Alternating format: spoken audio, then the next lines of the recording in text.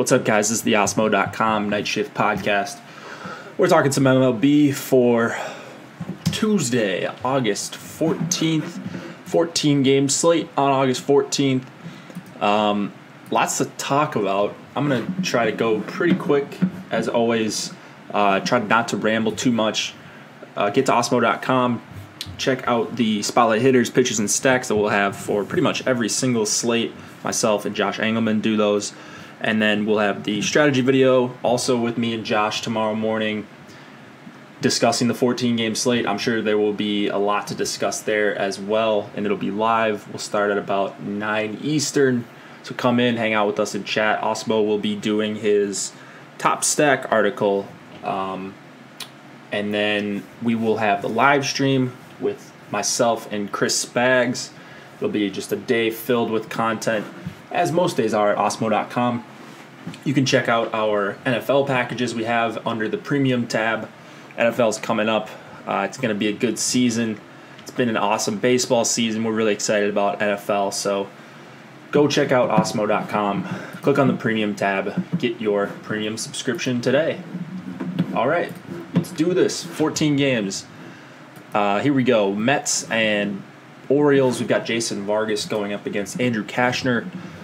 Vargas coming off that weird game where he kind of got lit up, only recorded one out, and then there was a rain delay, so he was done after that.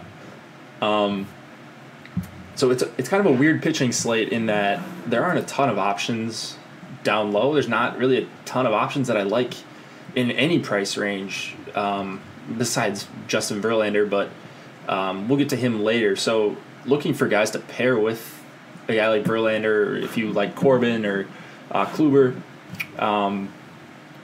Vargas certainly makes some sense. He can still miss bats. He's going to have blow-up starts. I mean, he's tough to watch sometimes, but this Baltimore team we know is pretty bad. They've been quite a bit better lately, and there's a lot of righties, so it's not an easy matchup. This is not like a spot where I'm just plugging in Vargas.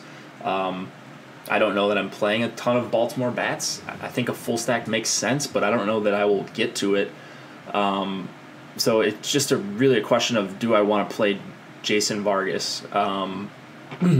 He's just fine. He's 5,200, and if DK is going to keep pricing him at these super low prices, I think you have to consider him on a slate like today, or like tomorrow, I guess.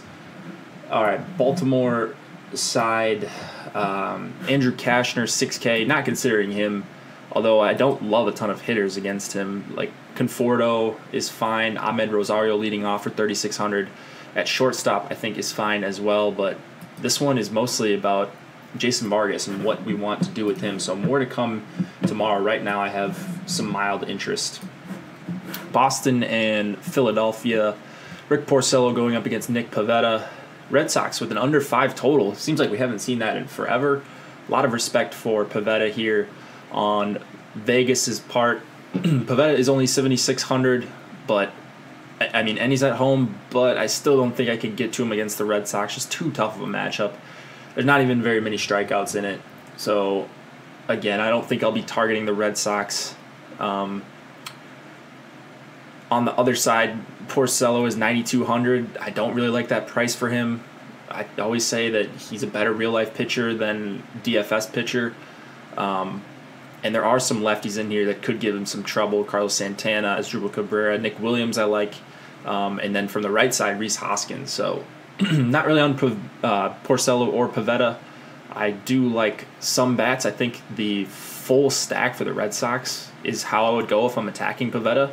I'm not trying to hunt one-offs against him because he is a really, really solid pitcher, and when he loses it in a big way. So that's why I like the full stack or kind of nothing against him. And then Phillies bats, the guys that I mentioned, Santana, Cabrera, Rhys Hoskins, those kind of guys I think are all in play. Tampa Bay and the Yankees, we have, I believe it's going to be Beeks against Happ. I'm not seeing starting pitchers in the sheet I'm looking at right now. Fangraphs has Beeks and Happ, so I'm going to go with that for now.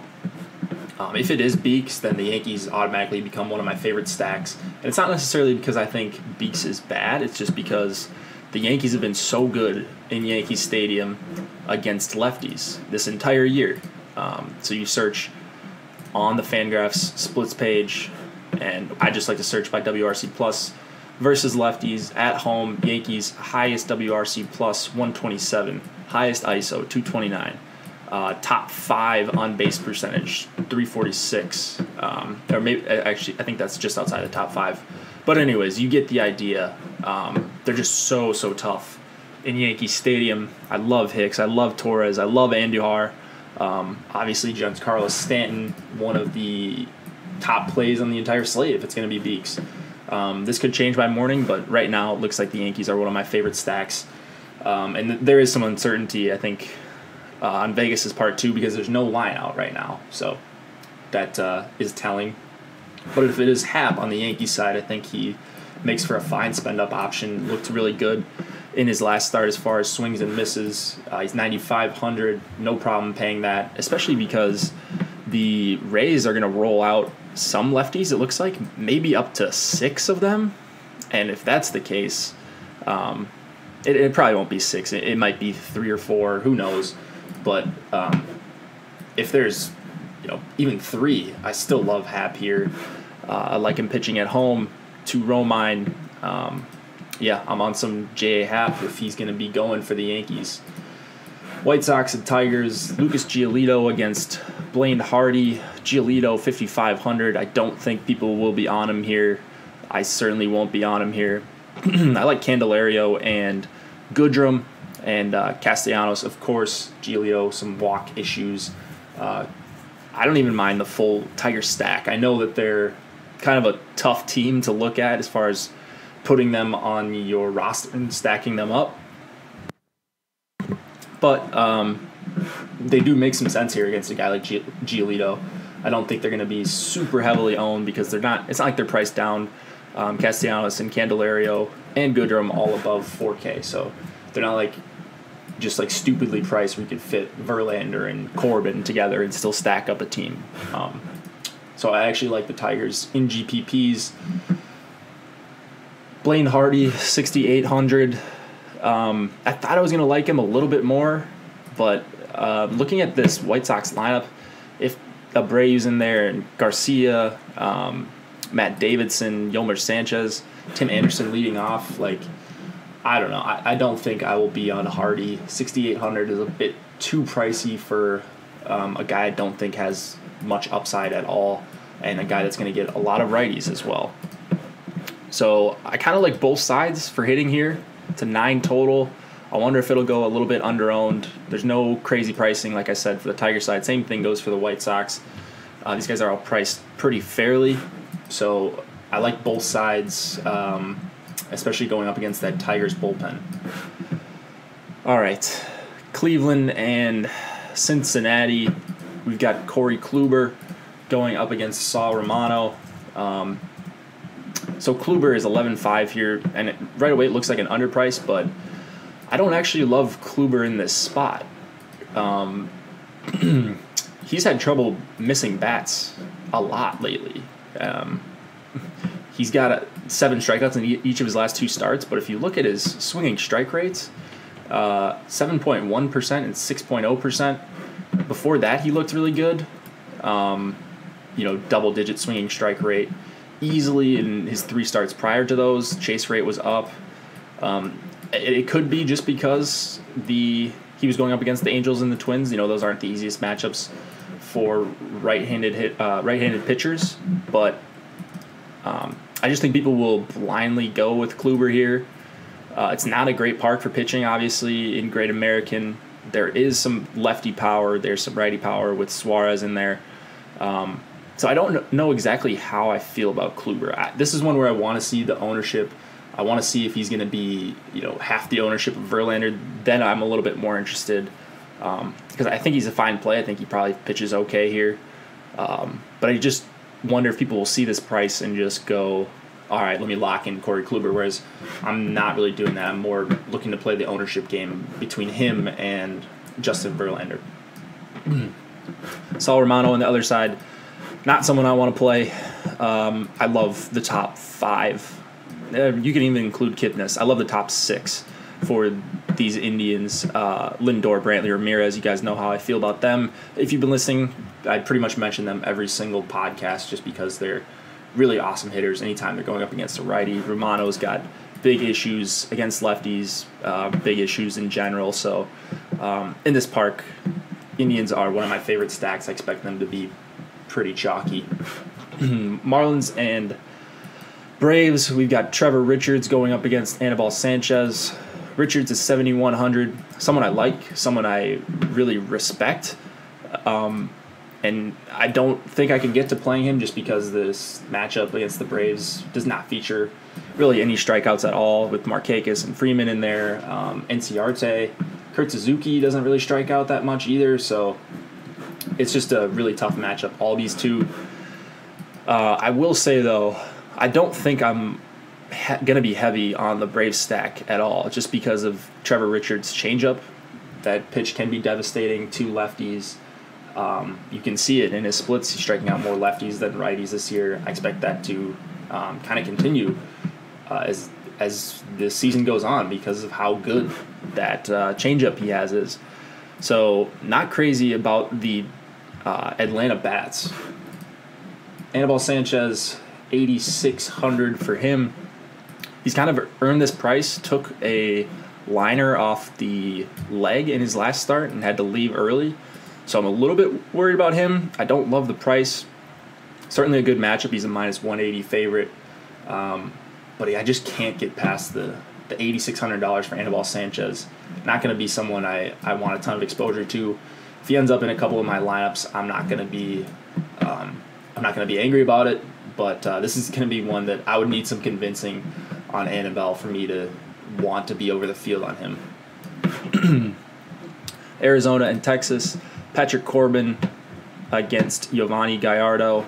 Corbin is 11-9 on DraftKings in one of the toughest parts to pitch in. Against Texas, who does strike out a ton against lefties for the season. But just a really, really dangerous park to pitch in. Corbin, obviously, only a GPP play here. It's 90 degrees in Texas. I will probably have some Corbin, but like I said, super, super risky. And I actually like Profar and Chirinos, even Joey Gallo, lefty. I don't even hate that here. Corbin has been missing a ton of bats as of late. Like, you're seeing swinging strike rates like 19%, 18%, like over 20% over his last few games. And those are the type of pitchers I want to target, but you look at the total against him, it's 4.5 runs for the Rangers. It gets tougher to play him. So a little bit iffy on Corbin. I do like some of these Rangers bats. And then Gallardo, it's going to be the same thing as Bartolo that we saw on Monday. Gallardo will throw strikes. He's not really going to walk a ton of guys. And it's just going to be bad news if he's not perfectly hitting his spots against Goldschmidt and Pollock, Escobar, Peralta, I would put in that category as well. The Diamondbacks are pretty priced up, especially Peralta, 5,700. You got Eduardo Escobar flirting with 5K, Goldschmidt over 5K. So not super easy to fit them in, but if you don't love the pitchers at the top, they won't be that tough if you go down from Kluber and Verlander. Colorado and Houston. Herman Marquez for 8,400 against Justin Verlander for 12,600. Colorado with a 3.1 total. That has a lot to do with the man they are facing. Justin Verlander, 12-6, coming off a pretty disastrous start against Seattle as the chalk on a short slate. He just kind of blew up, got thrown out of the game. But I expect a huge bounce-back performance here for Verlander. I hope the roof is closed. Actually, I don't know if I hope the roof is closed, because if it's open, people are going to see 90 degrees, wind blowing out, and be worried about using Verlander, and that'll probably lower his ownership. But either way, I think he is the best pitcher on the slate in one of the best spots. You look at Colorado against righties this year. and they're just pretty poor for the season. So WRC plus 78, that weighs park factors. That is the second worst WRC plus against righties in all of the league. Above average K rate, below average on base percentage, ISO, all that stuff. So I'm all over Verlander here. I'm hoping he's not mega chalk. I'd like to see him in like the 25-30% range. If he starts getting to where he was last start, where he was like 50%. And I don't think he will in a 14-game slate. But for some reason, if we see him there, then it's going to be a little bit of a different story. And then I'm not really on Houston or Marquez that heavily, at least not yet. Reddick for 4,100 and Kemp leading off are both fine. Houston's pretty underpriced as a whole. You're not used to seeing like 4,500 and 4,400 for Bregman and Correa, but I don't really love the spot. Pittsburgh and Minnesota, Jameson Taillon going up against Jake Odorizzi. Taillon is 9K going into Minnesota. It's 80 degrees here. Looks like some wind blowing out to right. Going to be a tough spot for Taillon and not a great price, honestly. I like Taillon, but more against righty-heavy lineups. He's going to get 4 out of 5 lefties to start, probably 6 lefties total at least. I like Polanco. I think he's really underpriced at 3,700. I like Rosario. I think he's underpriced at 4,300. So those will be 2 guys I have for the Twins, but Taillon's someone I really respect. I don't want to play Sano in this matchup. I don't want to stack up the Twins. Odorizzi, 6,400. Someone I've tried to convince myself that I want to play, and I don't know if I can do it just because of how rough his swinging strike numbers are. As of late, over his last 3 starts against Boston, Cleveland, and Kansas City, 8.9% swinging strike rate against Boston. So that's fine. 4.0% against Kansas City. That's pretty alarming. Just 2% against Cleveland. It's tough for me to play a guy like that, especially when he's going to get so many Pirates lefties here. And he's 6,400. I'm guessing he will have some ownership, but not liking my boy Odorizzi in this spot. I like Dickerson and Polanco here a good amount. Colin Moran if he's in the lineup for only 39K as well. Toronto and Kansas City. Ryan Borucki against Heath Fillmyer. Borucki 6,700. Not going to him. It's 80 degrees with wind blowing out. This game might not even play. It looks like it's got some weather issues, and I don't really want to play Borucki. Anyways, I want to play Whit Merrifield for 4,600. Salvador Perez is only 3,500. So those are 2 plays I like on the Royals. A 4.2 total, one of the higher ones we've seen for Kansas City. So not a lot of respect for Borucki for Vegas. Fillmyer is 5,300. And honestly, I'm not crazy about the Blue Jays stack. I'm expecting some pretty heavy ownership on them because everybody knows how bad the Kansas City bullpen is. But Fillmyer doesn't look like the worst pitcher to me. This is an awesome Randall Grichuk spot, I think, because he hits righties really, really well. 271 ISO against righties on the season.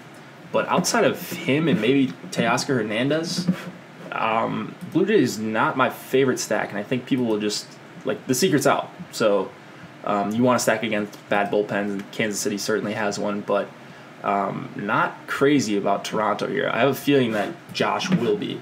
So maybe this will be a nice discussion piece on tomorrow's strategy video.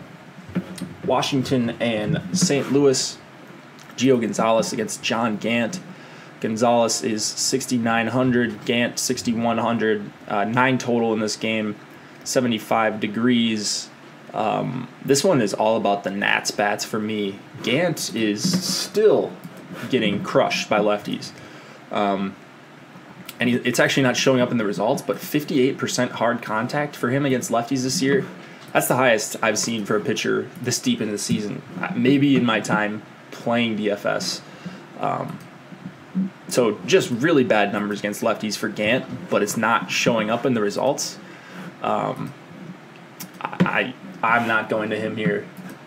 I am of course, on the Nationals bats, they're going to be a staple of many of my lineups. And I've been going more all in, like zeroing in on 2 or 3 stacks on these big slates just to go way over the field and hope a couple of them hit. And the Nationals are a very good candidate to be one of those on this slate. So I love them against Gant. On the other side, Gio Gonzalez, I don't mind using him here. 6,900, just a veteran pitcher going up against a lot of righties is not favorable, but there are some lefties. There's Carpenter, there's Colton Wong, pitcher spot. I think he can be okay here, and I'm expecting him to have a lot of run support pretty early on Gant. So I don't hate Gio for 6,900. This is one of those prices where I'm willing to pay him to play him, and I think some people will be on the Cardinals bats, which I think is fine, but I got to pick someone in this range, right? And so Gio at 6,900 is someone I'm at least going to consider in my tournament lineups where I'm looking to save at pitcher. Seattle and Oakland, we have James Paxton going up against Mike Fiers. Paxton is 11-1 on DraftKings. Fiers up to 8K. Cy Fiers coming off that big start against the Dodgers. I don't expect that to continue. I'm guessing he's going to be much better in Oakland because most pitchers are, because it's such a good pitcher's park. I'm not going to him for 8K. I just cannot do that. I don't think he's got the crazy strikeout upside that he showed in his last start. I think that was more of a fluke than anything. Paxton for 11-1. He's somewhat interesting here, but Oakland's just not striking out as much as I would like to see them. I know they're much worse at home, as I mentioned, pitcher's park. But I'm just, for some reason, like Chapman scares me, Lowry scares me, Kana scares me. Piscotty isn't just a pushover. Neither is Chad Pinder. So I don't think I'm in love with Paxton here. This game is kind of a write-off for me at this point.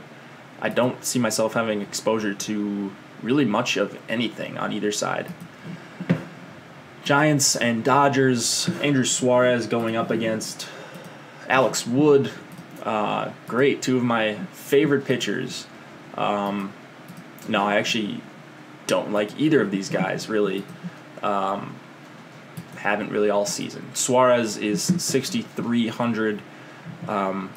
I'm just not targeting the Dodgers. No chance on a 14-game slate. Suarez will likely be excluded from my player pool.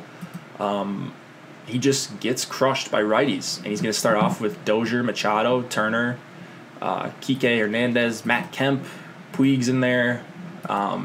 It's going to be tough sledding for Andrew Suarez. We saw him get blown up at his home park in AT&T last start as chalk. And I could see another big blow up here. I'm all over the Dodgers. I'm all over the Nationals. So the day ends in Y. So I play those 2 teams pretty much every day when I have ME. Wood is 8,200. Not a guy that I like playing in DFS. They actually were letting him go pretty deep into games. He was going over 100 pitches, I think, 4 straight times before. I believe he went on the DL. I think he's coming back from the DL because he hasn't started in 11 days. But just not someone I'm in love with. Very limited upside with Alex Wood. He's only reached 20 points in 4 starts this year. You'd think for a name and a guy that gets played as much as he does that he would have 25, 30-point games. He is yet to reach 25 DK points in a game this year. You see a lot of these in like the low teens, 16, 19, which is fine, but when you're getting a guy that's this owned all the time and he's a big favorite, people expect a lot more, and he just doesn't have the crazy upside. So if he goes out and strikes out 10 in 7 innings, then I guess we'll just take the L, but I'm not targeting a ton of bats against him. I like the top 3, McCutchen, Posey, Longoria. That would be the guys I would go to if I was, but just another better real-life pitcher than DFS play. Jaime Barria against Brett Kennedy, last game of the night. the Angels and the Padres. Berea is 7,300. He's going to be pretty chalky here, I have to imagine, just because he's in San Diego. Everybody loves playing pitchers in San Diego against the Padres, who strike out a ton. Berea looked really good in his last start, mowed down another bad team. In the Tigers, he could certainly do that here. 7,300 is a pretty fair price. I certainly have interest in him. I just don't know if I'm going to be riding the Berea chalk train, so if he's going to be 30%, I'll likely try to pivot elsewhere to like guys like Gio Gonzalez and others in that area, but I certainly understand the Berea play. There's no doubt about it. He's a good play. Brett Kennedy, 4,700 on DK. Man, he got bombed in his first start. That was against Milwaukee, I think. Let me pull this up here. So there was an interesting takeaway that I had. Like, even though he did get bombed, he was getting ahead of hitters. 73% first pitch strike rate, near 15% swinging strike rate, 35% O swing rate almost. Those are good numbers by themselves. I know those don't tell the whole story, but just as a quick look, Kennedy is someone that I need to dive into a little bit more. Hopefully I'll have more by the morning. I don't know, because he's 4,700, and on a slate that I don't love for pitching, but I do like Verlander, some interest in Kluber. There's a couple other guys. You can play Paxton or whatever, Corbin up here. You got to consider a guy that's 4,700 with only a 4.5 total against him, and no Mike Trout. So the best hitter is gone. One of the best players in the MLB, or the best player in the MLB, not one of. So I think Kennedy is at least worth considering, worth diving into a little bit. I'm interested to see what Josh and you guys in chat have to say about that as well. All right, that's going to do it for the 14-game slate. Get to Osmo.com. Check out the premium packages. We've got our NFL packages up there. It's going to be a good season. We're going to finish out MLB season and hopefully make some money for some other sports, NHL, NBA, NFL, as I mentioned. Whatever your sport is, we got it here at Osmo.com. Good luck on this slate, guys. We will see you in the morning.